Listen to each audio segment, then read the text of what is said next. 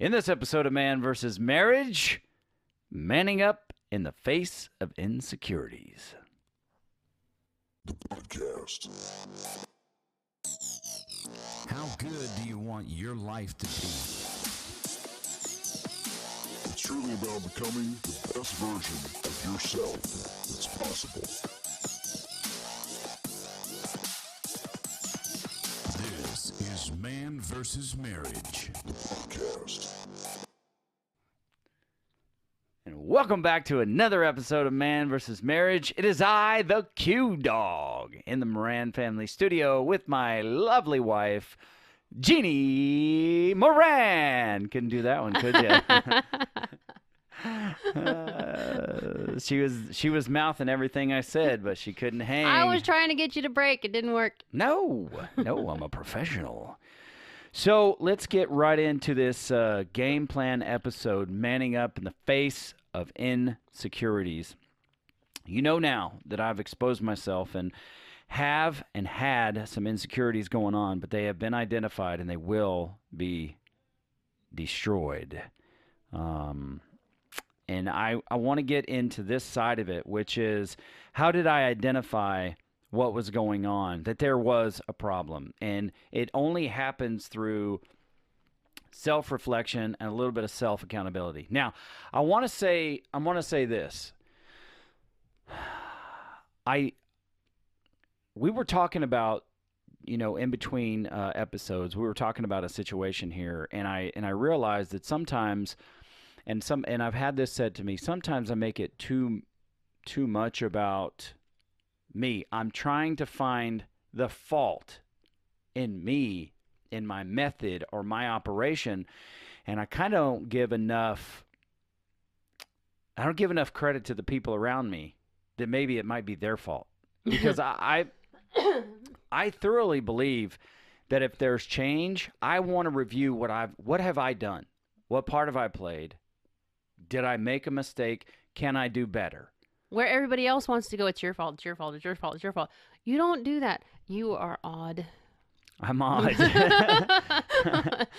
There's no horn tooting going on here. It's just something I've identified about myself, that maybe I'm putting too much, maybe sometimes I'll put too much pressure on me to say, what have I done wrong, or how did I cause this, when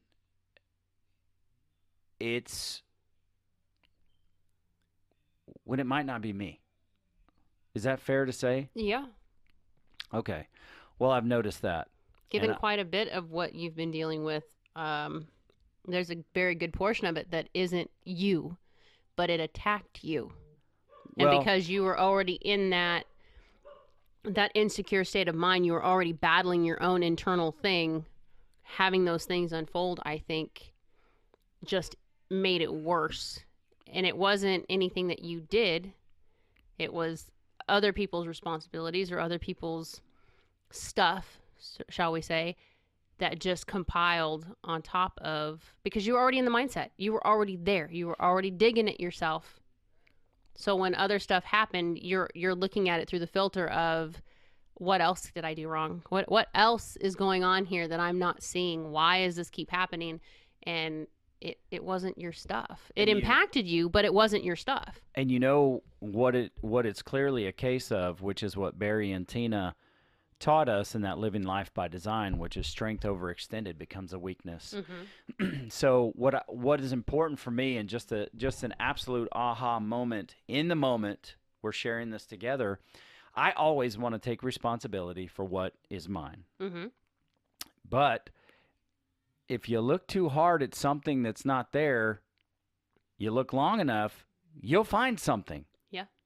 And then you can go down a path for blaming and accusing yourself for things that you are just not responsible for. How the word I don't say did I not see this before? Do you want me to say it? I'll say it. I don't have a problem saying that word. No. I don't even like that I thought that word, but I'm just so taken back by myself that I didn't see this before, that I don't want to get in the habit of looking so hard at myself to find what my responsibility is in a situation, I need to allow other people, whether they accept responsibility for their actions, to have their actions and not accept responsibility myself. Because of a dear friend of mine told me on the phone on Friday, you know, and it hit me like a ton of bricks. He's like, "You're not everybody's savior, buddy." And I was like, I didn't know what to say. Because it's not like I'm outright trying to be your savior, dude, if you're listening to this podcast. I'm not trying to be your savior. I'm trying to put you in that seat so that you can be the captain of your own ship, of your destiny. Now, for me, because I'm a man of faith, I can't be my own savior. It's my faith that does that. And we collaborate and co-labor on a plan for my life. So, I might have been dabbling in that, trying to do and be everything to everybody to think I could shift their mindset and their decisions. That doesn't even sound right. Anyway, I can't be everybody's savior, and it's the truth. I also can't accept or incriminate myself for other people's decisions and mindsets and their actions. I can't do that. And I might have dabbled in a little bit of that. But that was an aha moment that we had there together. And it's a big deal for me. I want to accept a responsibility where it's mine to accept, but I don't want to go on a mission to find something so I can blame myself for other people's stuff. That's not fair to me. True. It's not fair to me. We could just close the episode right there, but we won't. But it just, it's sinking in, and I want to move past it, but it's really sinking in on me there. So the game plan episode is here to kind of help you get to the point of how we identified this. And please excuse me if I babble on because my mind is like paused in a place here. So I'm going to try to move on from that. But wow, that's big. Aha. Aha. I am he. He is you. No. Don't go there. Don't go there. You'll never right. get out. So here's the things that I noticed. And Jeannie remembered the other situation, okay? Some things happen in life and work. One of those examples was when we were on vacation, we were supposed to have a date night so the kids could do kid night, we could do date night. And Jeannie wanted to do family dinner instead. So she chose something else. And I took that and I totally made it about me. Just me. It had nothing to do with the kids. It had everything to do with her choosing the kids because I wasn't good enough. That's how stupid that is. But that is the mindset that came from that. And then Jeannie is an aspiring author. She is going to write a ton of books. She's going to be this super famous author. Just remember me when you're a celeb, please, honey. And she has allowed me, and I'm not saying this to pander. I'm saying she's given me the privilege to have input on this. And I mean that. Yeah. I mean it exactly. It's a privilege to me that you would even ask my ideas or that we would talk about all of it. But she decided to talk to a fellow writer because obviously the writer can really relate to what you're going through a lot more than I can. We're in the same place. She's at the same phase that I am in her writing and what she's doing. And we write similar things. So bouncing ideas back and forth has been helpful. And this time I had decided normally I'll write it and then I'll read it to him and get his feedback and then I'll keep moving on. And this particular time I've decided I want to get to a certain point before I read it to him. And only because when I read it to him, he has all the questions that won't get answered until we get further into the book and I haven't written them yet. And then I start questioning myself and how I'm like building that. And it wasn't trying to keep him out of it. I just wanted to get to a certain point and see if it's really as good as I think it is getting to that point. And I knew when I did it, it was going to affect you. That's why I tried to tell you, I'm not shoving you out of this. I'm trying to get somebody else's perspective. I'm very, very picky, and I don't trust many. So for me to share my stuff with someone else, I think kind of might have niggled you a little bit too, because I don't share with a lot of people. I'm I hold everything very, very close to my chest. I don't like to show my stuff. But yeah, it kind of tweaked you a bit, because it felt like you told me it felt like I was pushing you out. Well, the fact is that I was able to reason with myself and say, well, this makes sense to me. But the first blow to the armor, so to speak, of choosing why am I not good enough was already there. Yeah. And then life took another swing and hit right in the same spot. And it's like, oh, so now she's choosing this person instead of me. So now I'm not good enough for the story. You take a minute to reason and say, dude, that's completely stupid. You know your wife. But those things start to fester if you don't put them down.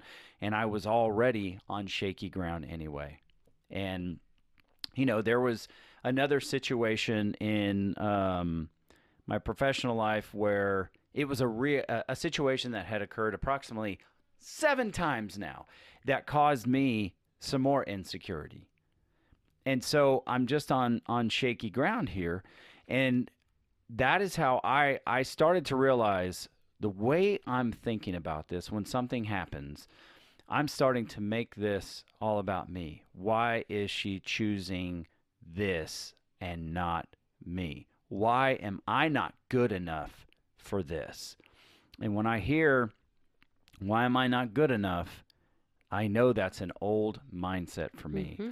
So that's how I started. That's what helped me begin to identify that this was a problem, because I knew the way I was responding. Now, dude, I'm not the only one.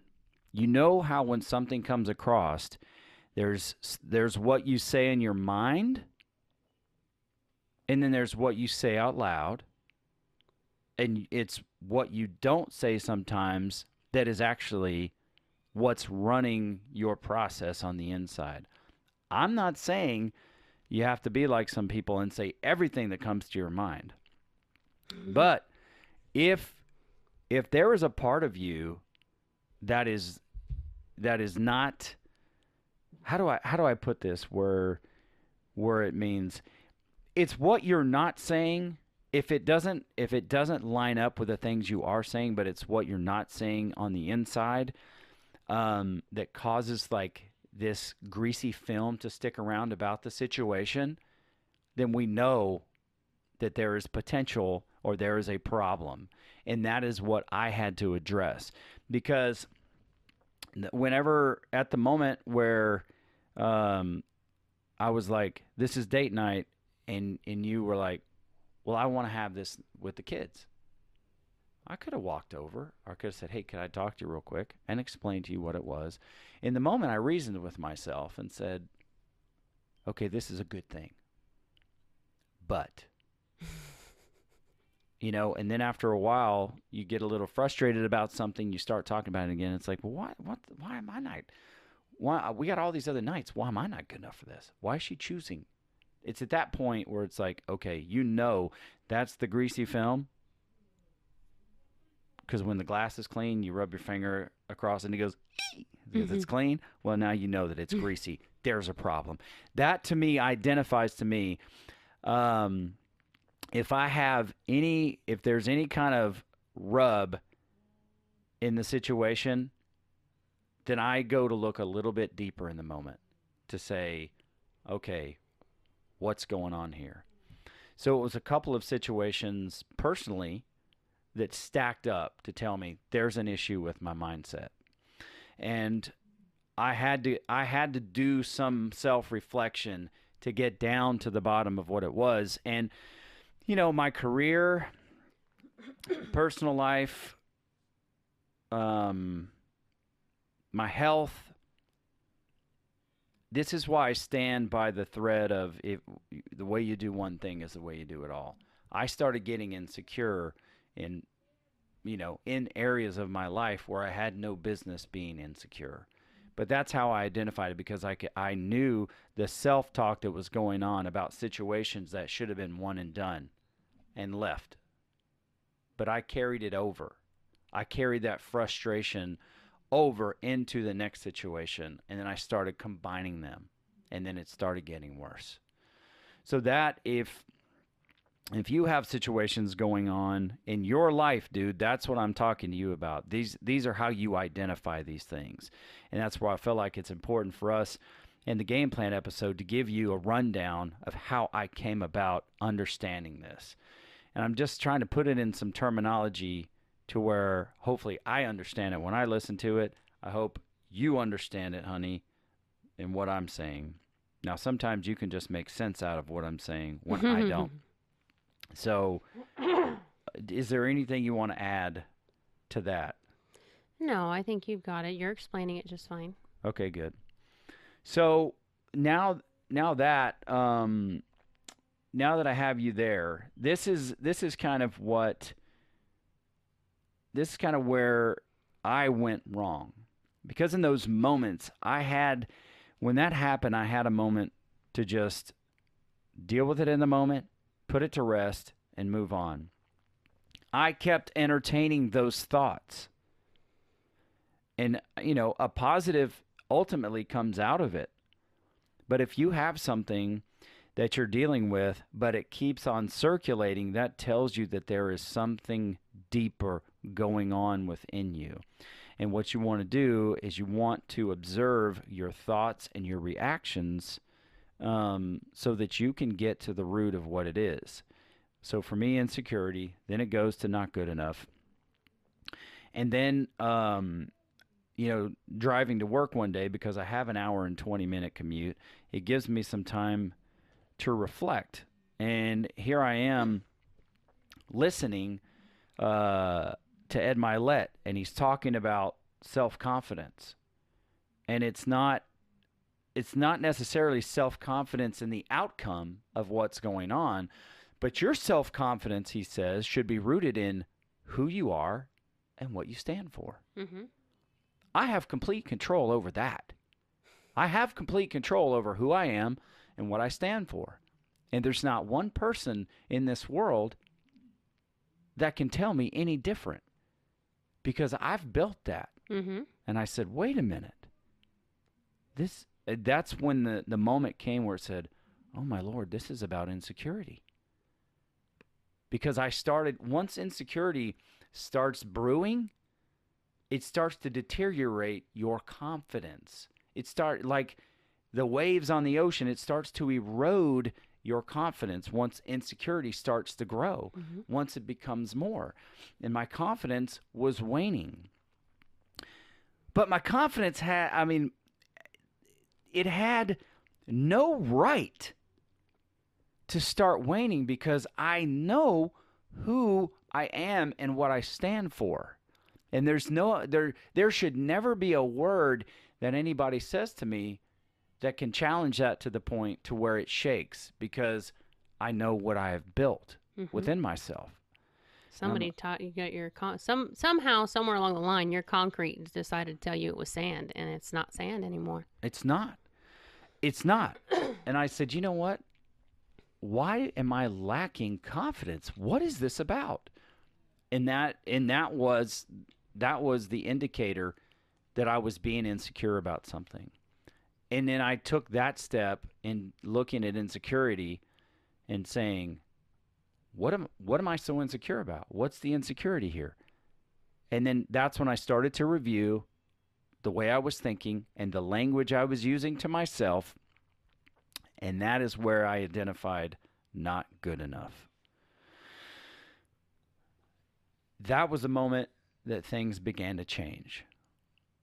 And I was in the canyon, so I couldn't get a phone call. Nobody could interrupt you. It's between 6 and 8 minutes of just me and nothing else. And as this podcast is going on, I had to hit it. Pow! I paused it. I said, I need to sit on this for a minute.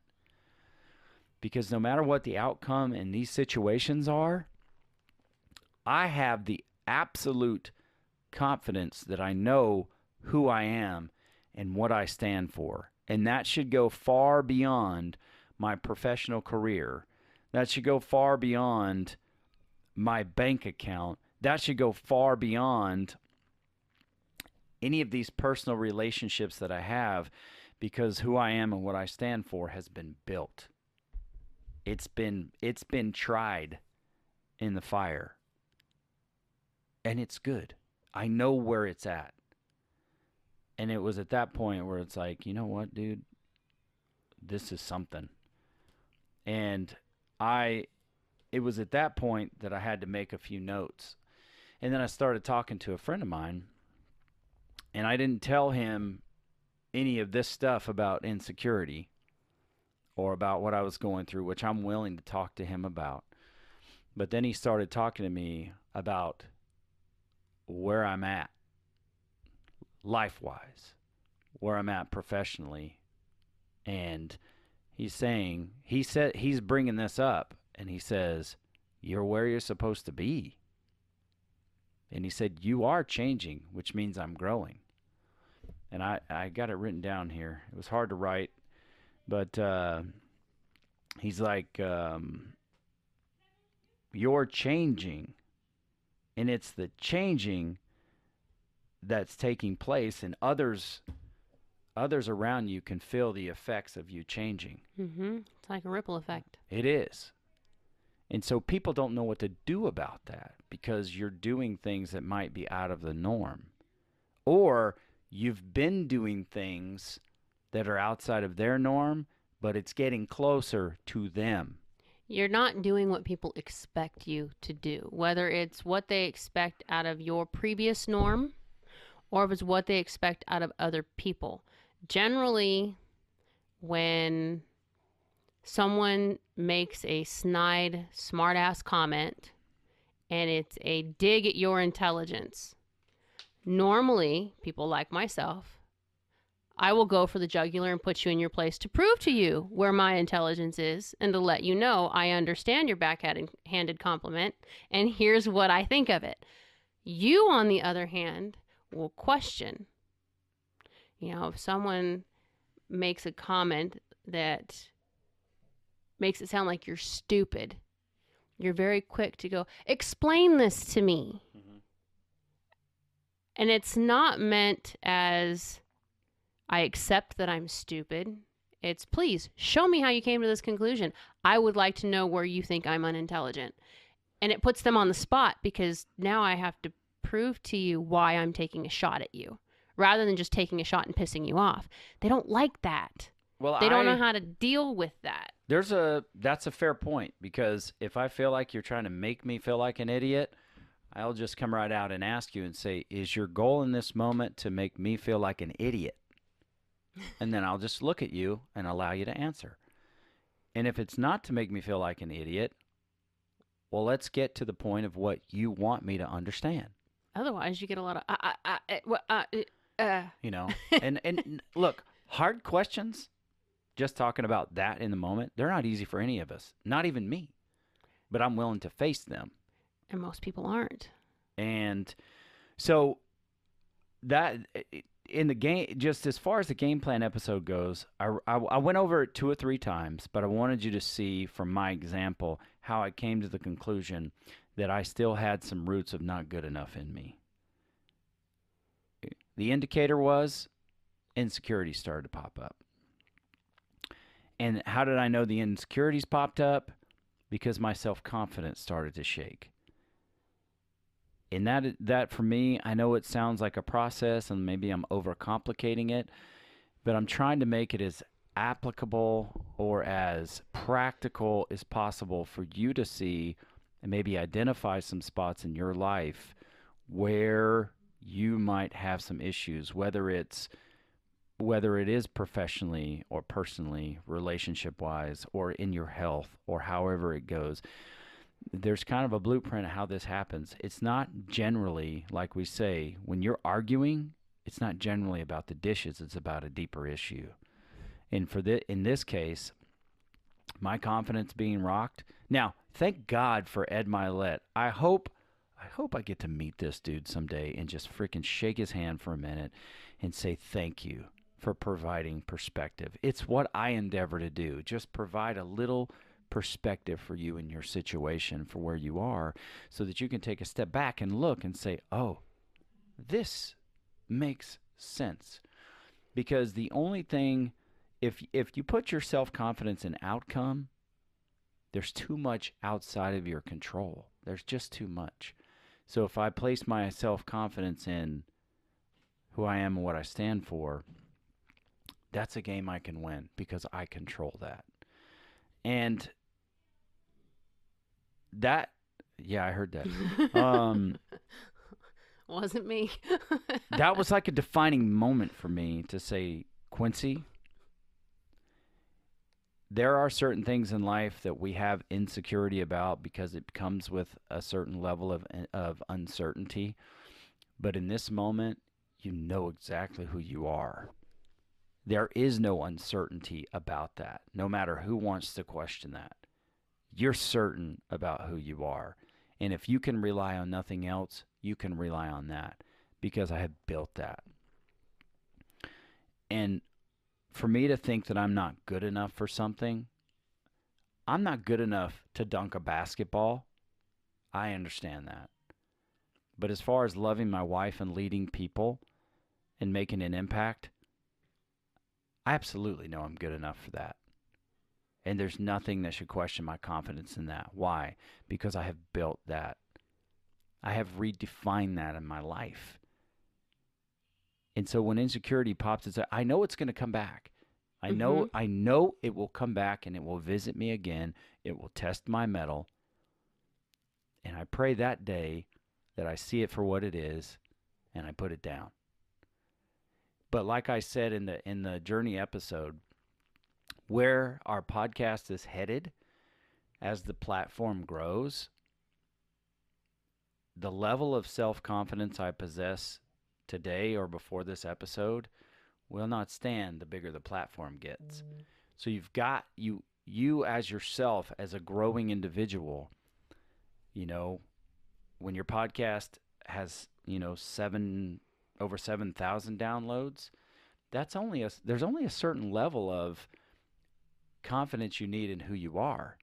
When it gets to 100,000 or 1 million, it's like, what kind of self-confidence does Joe Rogan need when 1 million people watch it and a couple 100,000 people are attacking him, his integrity or whatever it is?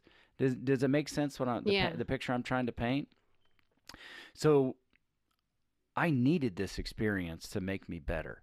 I needed this experience at this moment to identify some of this not good enough. And I appreciate life providing this opportunity. And it's actually good for you because this is what we're dealing with some of the kids right now. Yeah. So the fact that you're going through it at the same time that they're in that transitional phase as teenagers trying to figure out, why things are happening or why they're not good enough for things, it's actually going to benefit a lot more than just yourself or the podcast, but it's going to start here. Yeah. And that's where it has to start. Family famous. Got to be that family famous life. Anyway, there it is. That's the game plan episode. I'm not even sure if we need a playbook episode after that. Oh, Jeannie says we do. So get ready for a playbook episode. Apparently she's going to run that one because I don't know how much more you want to listen to me talk about this, but she's got some ideas. I could see it in your face. Ooh. All right. That's it. That was kind of loud. Sorry. That's it, boys. That's the game plan episode on manning up in the face of insecurity. I wonder what you have to say about that. What's your feedback on this episode? Let me know. I know you already know how to get at me. If you don't, check me out at Manvsmarriagepodcast.com. You can connect with us right there. You know the email. If you don't, you're about to. Coach at Manvsmarriagepodcast.com. Look us up, yo. Thanks for listening, guys. I really I really hope that this episode has been as valuable for you as it has been for me going through it, because I am much more prepared for what stands in front of me. And probably need to get into the idea of, at some point, identifying the fear I've been operating in lately. That's a whole nother episode. We'll see you next time. For Jeannie Moran and Quincy Moran, this is Man vs. Marriage. The podcast. How good do you want your life to be? You gotta live on purpose, for a purpose. It's truly about becoming the best version of yourself that's possible. This is Man vs. Marriage, the podcast.